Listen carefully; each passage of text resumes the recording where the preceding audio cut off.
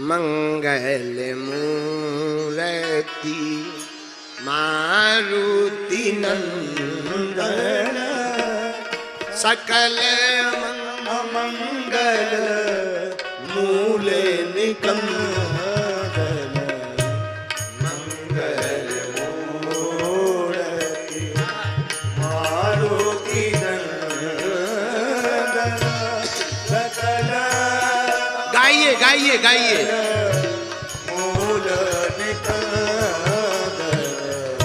पवन तनय संतन हितकारी हृदय विराजत अवध बिहारी। पवन तनय संतन हितकारी हृदय विराजत अवध बिहारी। मंगल मूर्ति मारुति नंदन सकल मंगल मूर्ति। हनुमान जी महाराज का रूप मंगल मूर्ति है। शरणागत कहूं जे तजहूं, भगवान शरण में आए को त्यागते नहीं है। एक स्वभाव है भगवान का। वो गुड़िया हो अवगुड़िया हो, अवगुड़िया हो पर चित्त ना धरे। साधक कहते हैं भगवान पर ध्यान नहीं देते, तुम में गुण कितने हैं या अवगुण कितने हैं। सरेंडर हो गए, शरणागत हो गए तो भगवान पर ये नहीं देखते। आहा, श्री विभीषण जी हनुमान जी, विभीषण जी को हनुमान जी लेकर आए राम जी की शरण में, तो परिचय बड़ा गजब दिया विभीषण जी ने। राम जी ने पूछा आपका परिचय, तो विभीषण जी कहते महाराज मैं लंकाधिपति रावण का भाई हूं। बल्कि ऐसा भी बता सकते कि मैं विभीषण, आपका भगत विभीषण। नहीं नहीं महाराज, मैं लंकाधिपति रावण का भाई हूं जिन्होंने आपकी पत्नी का हरण किया। मानो विभीषण जी बताना चाह रहे हो कि अगर दुत्कार ना हो तो पहले ही भगा दो। हम तो अवगुड़िया हैं, राक्षस कुल में भय है और हमारी निशाचरों की नगरी है, तो अगर दुत्कार ना हो तो भगा दो, क्योंकि हम तो अवगुड़ी हैं। तो भगवान श्री राम जी क्या अद्भुत बात कहते हैं।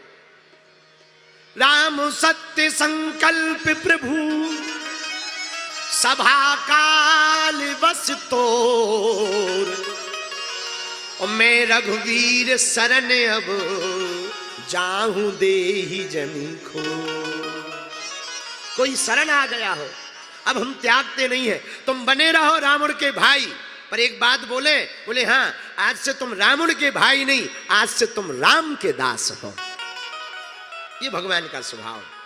वरना विचार करो, कोई और होता राम जी की जगह तो 17 दिमाग लगाता।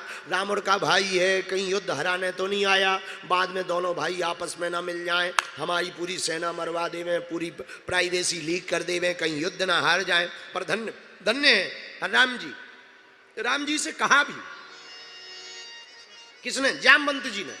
जामवंत जी बोले प्रभु ये दुश्मन का भाई है, भरोसा मत करो, पता नहीं किस लिए आया। भेद लेन पठवा 10 सीसा, हो सकता है भेद लेने आया हो, शायद हम लोगों की जानकारी लेने आया हो। भक्त बन करके कई लोग आए और हो सकता है कि कोई जानकारी लेने आया हो। महाराज भरोसा मत करो, निश्चर वंश है इनका, निशाचरों का कोई ठिकाना नहीं है, कौन रूप में आवे। भेद लेन पठवा 10 सीसा, भेद लेने आया हो। पर धन्य है राम जी। जामवंत जी सुनो, भेद लेने आया होगा सुन ले जाए। दूसरी बात, अगर ये युद्ध हराने आए तो हार जाए। तीसरी बात सुनो, कोई और कहता तो हम विभीषण को स्वीकार नहीं करते, पर हनुमान जी जिसके ऊपर हाथ रख दे उसे हम दुत्कार नहीं सकते हैं। ये भगवान का स्वभाव है। कोई और हो तो हम स्वीकार ना करें, सत्कार ना करें, पर अगर हनुमान जी किसी की बाहें पकड़ ले तो उसे हम दुत्कार नहीं सकते हैं। इतना भरोसा है। बोले किस पर? बोले हनुमान जी पर। कितनी अद्भुत बात है। ये शरण जाने का फायदा है। शरण में हम आप राम जी की जाएंगे ना मेरे प्रियजनों, मेरे पागलों, मेरी आत्माओं, अगर हम लोग राम जी की शरण में जाएंगे ना तो राम जी ये नहीं देखेंगे कि अवगुण क्या क्या है। भगवान का स्वभाव है वो ये देखते हैं कि गुण क्या क्या है। भगवान गुण देखते। अगर अवगुण देखते होते तो विभीषण को अपना बनाते। भगवान किस पर रीझ जाए ये भी ठिकाना नहीं। न जाने कौन से गुण पर दयानिधि रीझ जाते। भगवान किस गुण पर रीझ है कोई ठिकाना नहीं। एक बात सुनो, अगर भगवान नहाने से मिलते होते तो मछली को कभी के मिल जाते, वो पानी से बाहर ही नहीं निकलते। अगर भगवान बाल रखाने से मिलते होते, जटा बनाने से, तो रीछ को कभी के मिल जाते, वो कभी सैलून नहीं जाता। अगर भगवान भस्म लगाने से मिलते होते तो अघोरियों को पहले मिलते। अगर भगवान केवल ज्ञानियों को मिलते होते तो हाथी को ना मिलते, गज पे कृपा की। अगर भगवान रूप देखकर मिलते होते तो कुब्जा को ना मिलते, वो तो 3 जगह से टेढ़ी है। अगर भगवान जाति देखकर मिलते होते तो सबरी को कभी ना मिलते, वो तो सबर जाति की है। पर भगवान मिलते किसको? बोले भैया न भगवान रूप देखते, न भगवान जाति देखते, न भगवान कद देखते, न भगवान पद देखते, न भगवान अमीरी देखते। अगर धन देखकर भगवान मिलते होते तो सुदामा को न मिलते। फिर भगवान अगर काम देखकर भगवान मिलते होते कि बढ़िया काम करने वाले कोई मिलेंगे तो केवट को न मिलते। फिर भगवान मिलते किसको? बोले भैया वो न रूप देखकर मिलते, न धाम देखकर मिलते, न नाम देखकर मिलते, न ग्राम देखकर मिलते, न कद देखकर मिलते, न पद देखकर मिलते। भगवान तो भाव के भूखे हैं, वो तो हृदय को देख करके मिलते हैं। जिसका भाव बढ़िया उसी को भगवान मिलते हैं। बोलो सीताराम, जोर से बोलो। एक बात और समझने जैसी है, कभी तुम मछुआरों को देखना, मछुआरे, हम तो गांव के आदमी हैं, हमने देखा मछुआरे जब मछली पकड़ने जाते हैं तो जाल ले जाते हैं। जाल, उसको क्या कहते हैं? जाल होता है। हाँ, जो जाल होता है जिसमें मछलियां पकड़ते, वो जाल ले जाते। लेकिन एक आदत होती, किनारे पर खड़े होंगे, एक सीढ़ी नीचे जाएगा मछुआरा, एक मुट्ठी दाना लेगा और दाने को पानी में फेंकेगा तो सब मछलियां दाना खाने के लिए बड़ी बड़ी मछलियां आती। लेकिन कुछ दाने मुट्ठी से खिसक कर जहां वो खड़ा रहता है वहां पैर पे गिर जाते।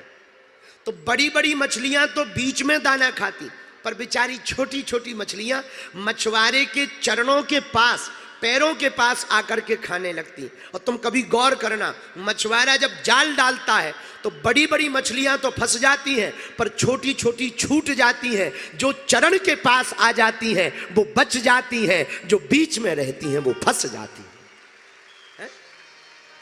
हाँ, जो चरण के पास आ जाती है वो बच जाती है, लेकिन जो बीच में रहती है वो फंस जाती है। फिर चाहे जितना बड़ी मछली हो, चाहे जितनी हैवी हो गए, अगर एक बार जाल में फंस गई तो फिर तो बाहर ही निकल करके रहेगी। उसी प्रकार मेरे पागलों, तुम संसार के बीचों बीच रहोगे तो फंस जाओगे, अगर हनुमान जी के चरण में रहोगे तो निकल जाओगे। ये शरणागति का फायदा। तुम रक्षक काहू को डर, सब सुख लहे तुम्हारी। बालाजी महाराज के कृपा पात्र बागेश्वर धाम पीठाधीश्वर परम पूज्य धीरेन्द्र कृष्ण शास्त्री जी महाराज का पावन संकल्प। मध्य प्रदेश में छतरपुर के ग्राम गढ़ा में बनेगा विश्व स्तरीय कैंसर अस्पताल एवं रिसर्च सेंटर, जिसकी आधारशिला देश के यशस्वी प्रधानमंत्री नरेंद्र मोदी जी के कर कमलों से रखी जा चुकी है। 200 करोड़ रुपए की लागत वाले 100 बेड के इस अस्पताल में गरीबों का होगा मुफ्त इलाज। ये बहुत बड़ा अवसर है, बहुत बड़ा काम है। संकल्प बड़ा हो, संतों के आशीर्वाद हो, प्रभु की कृपा हो तो समय सीमा में सब पूर्ण होता है। हमारे प्रियजनों, बागेश्वर धाम पूरे भारत के लोगों, अभी तक अस्पतालों में मंदिर थे, अब मंदिर में अस्पताल होगा। कैंसर हॉस्पिटल निर्माण हेतु सहयोग देकर पुण्य के भागी बने। अकाउंट नेम श्री बागेश्वर जन सेवा समिति, bank name HDFC bank, account number 999108108108, IFSC code HDFC 0000088।